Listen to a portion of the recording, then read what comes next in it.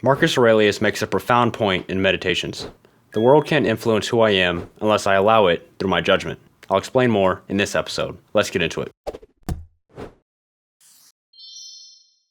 Marcus writes, "Say nothing more to thyself than what the first appearances report. Suppose that it has been reported to thee that a certain person speaks ill of thee. This has been reported, but that thou hast been injured, that has not been reported." What he's saying is that the insult itself is just sound waves. The insult doesn't directly harm me. It's only once I form the opinion that I've been harmed do I start to feel hurt or angry. And the chain looks like this.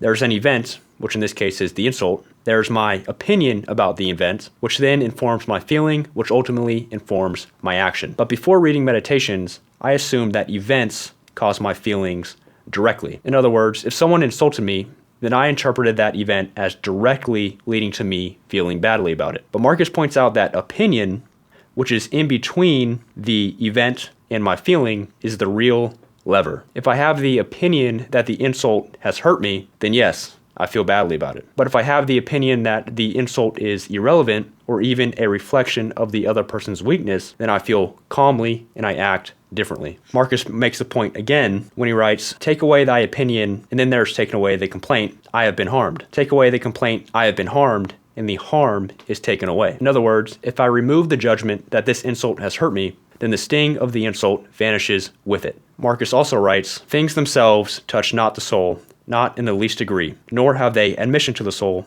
nor can they turn or move the soul. But the soul turns and moves itself alone in whatever judgments it may think proper to make." I interpret this as radical responsibility, and with it, ultimate freedom, because external events, which I cannot control, cannot move my inner soul.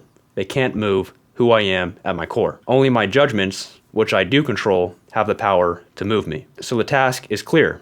Guard and control my judgments because they shape how I feel and who I become. And who should I be? In other words, which traits should I display? Marcus gives a list. He says, "Show those qualities in which are altogether in thy power: sincerity, gravity, endurance of labor, aversion to pleasure, contentment with thy portion and with few things, benevolence, frankness, no love of superfluity, freedom from trifling magnanimity. Dost thou not see how many qualities thou art immediately able to exhibit, in which there is no excuse of natural incapacity and unfitness?" All of these traits are choices I can control, and they're qualities I can display regardless of the circumstances that I'm in. And that's my takeaway.